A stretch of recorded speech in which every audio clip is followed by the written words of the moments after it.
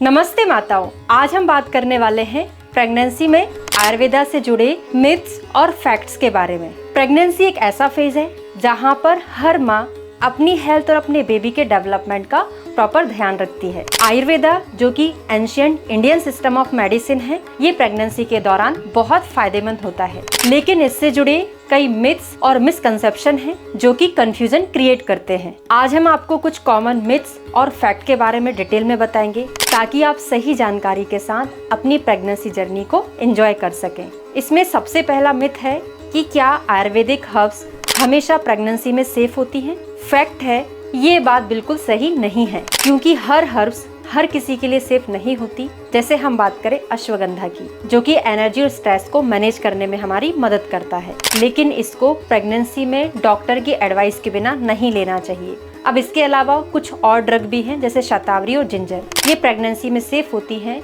लेकिन इनको भी हमें ज्यादा मात्रा में सेवन नहीं करना चाहिए। और आयुर्वेदा की ड्रग यूज करने से पहले आपको अपने डॉक्टर की कंसल्ट जरूर लेना है और आयुर्वेदिक एक्सपर्ट की सलाह से ही आपको आयुर्वेदिक हर्ब्स का यूज करना चाहिए। दूसरा मिथ है, आयुर्वेदिक ऑयल मसाज करना प्रेगनेंसी में हार्मफुल है। बिल्कुल नहीं। आयुर्वेदिक तेल से या नारियल तेल या तिल के तेल से मसाज करना प्रेगनेंसी में बिल्कुल सेफ होता है। ये स्वेलिंग को कम करता है, मसल्स को स्ट्रेंथ देता है और बॉडी पेन को भी कम करता है। लेकिन ध्यान रखें, मसाज एकदम जेंटल होना चाहिए और अगर आपको कोई डाउट है तो एक्सपर्ट की सलाह जरूर लें। तीसरा मिथ है, आयुर्वेदिक काढ़ा प्रेगनेंसी में फ्रीली पिया जा सकता है। ये बात भी सही नहीं है, क्योंकि काढ़े में यूज होने वाले तुलसी और गिलोय प्रेगनेंसी के दौरान हमें लिमिट में ही लेना चाहिए, क्योंकि ये ज्यादा मात्रा में लेंगे तो ये हार्मफुल हो सकते हैं। तुलसी हमारी इम्यूनिटी को बूस्ट करता है, लेकिन इसे भी हमें ज्यादा मात्रा में नहीं लेना चाहिए। गिलोय जो कि इम्यूनिटी बूस्ट करने के लिए फेमस है,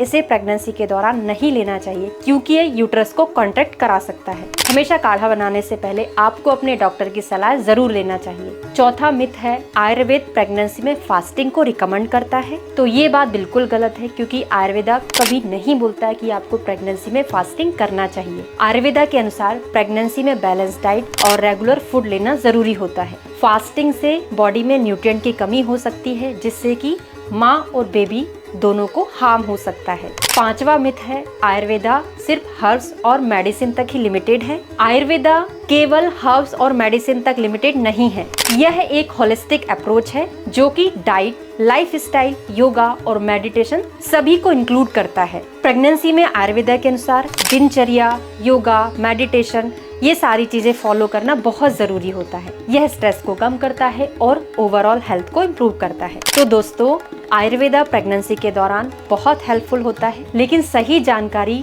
और एक्सपर्ट एडवाइस के साथ इसका उपयोग करें। मिथ्स को फैक्ट से अलग करना बहुत जरूरी है, ताकि आप अपनी प्रेगनेंसी जर्नी को सेफ तरीके से एंजॉय कर सकें। अगर आपको यह वीडियो पसंद आई है तो लाइक, शेयर और सब्सक्राइब करना ना भूलें और कमेंट करके हमें जरूर बताएं कि आगे आप किस टॉपिक पर बात करना चाहते हैं। Thank you so much.